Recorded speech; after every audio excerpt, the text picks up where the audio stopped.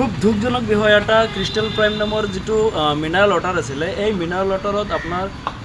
পানীৰ বটলৰ ভিতৰত এতিয়া চিল কৰা আছে পেকটো আৰু তাৰ ভিতৰত আছে মহ আৰু বিভিন্ন ধৰণৰ মানে যিটো মানে অস্বাস্থ্যকৰ বস্তু ইয়াৰ ভিতৰত মিহলোৱা বুলি আমি দেখা পাইছোঁ পৰিলক্ষিত হৈছোঁ মহটো ইয়াৰ ভিতৰত আছে যিহেতু চিল কৰা আমি গৰিহণা জনাইছোঁ আজি চাওক মানুহৰ মানে স্বাস্থ্যৰ কাৰণে পানী খুব দৰকাৰ আৰু পানীত যদি তেনেকৈ বস্তু থাকে বীজাণু বিষাক্ত দ্ৰব্য যদি ইয়াত মিহলাই থাকে গতিকে এই কোম্পানীটো অতি শীঘ্ৰে চিল কৰাৰ কাৰণে আমি দাবী উত্থাপন কৰিছোঁ মোচাৰ ফালৰ পৰা আজি কেনেকৈ ইয়াৰ ভিতৰত যিহেতু এই কোম্পানীটো কেনেকৈ পাৰ্মিশ্যন পালে আমাৰ এটা প্ৰশ্ন কাক মেনেজ কৰি এই কোম্পানীয়ে আজি এই মিনাৰেল ৱাটাৰ বটলটো চলাই আছে গতিকে আমি ভাবিছোঁ যেন দেৱা এণ্টাৰপ্ৰাইজ প্ৰাইভেট লিমিটেড নগাঁওস্থিত এটা কোম্পানী হয় গতিকে অতি শীঘ্ৰে ইয়াৰ এটা তদন্ত হ'ব লাগে আৰু কোনজন বিষয়াই ইয়াৰ কাৰণে অনুমোদন দিছিলে যিহেতু অস্বাস্থ্যকৰ পৰিৱেশ চাগে এই পানী সোমোৱা হৈছে গতিকে আমাৰ এটা প্ৰশ্ন যিসকল বিষয়া কৰ্মচাৰীয়ে এইখন ভেৰিফাই কৰিছিলে তেওঁলোককো আইনৰ আওতাত আনিব লাগে বুলি তদন্তৰ আওতাত আনিব লাগে বুলি আমি মোচাই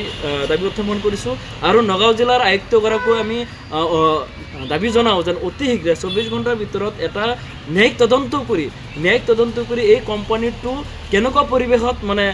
তাতে চলাই আছে এইটো চাব লাগে বুলি তদন্ত কৰাৰ কাৰণে আমি মুছলিম ছাত্ৰ সন্থাৰ ফালৰ দাবী উত্থাপন কৰিছোঁ আজি এটা কথা দেখা গৈছে যে নগাঁও মৰিগাঁও জিলাৰ বিভিন্ন প্ৰান্তত এই ক্ৰিষ্টেল প্ৰাইমৰ ম্যাদ উকলি যোৱা বটলো কিন্তু বিভিন্ন সময়ত দোকানত পৰিলক্ষিত হয় যিহেতু ম্যাদ গুচি গ'লে এইটো অস্বাস্থ্যকৰ বুলি আমি জানো গতিকে এই সংক্ৰান্তটো এটা ন্যায়িক তদন্ত কৰিবলৈ আমি জিলা আয়ুক্তগৰাকীকো আহ্বান জনাইছোঁ অনতিপলমে ইয়াৰ এটা বিহিত ব্যৱস্থা কৰিবলৈ আমি দাবী উত্থাপন কৰিছোঁ আৰু এই কোম্পানীৰ যিটো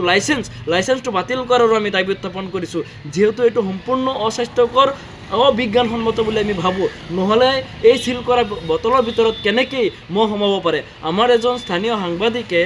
যোৱাকালি এই বটলটো ক্ৰয় কৰিছিলে আৰু বটলটো ক্ৰয় কৰাৰ লগে লগে তেখেতে যিকোনো খবৰৰ বাবে যোগাযোগ কৰক 7099017330 লগতে 7099017110 নম্বৰত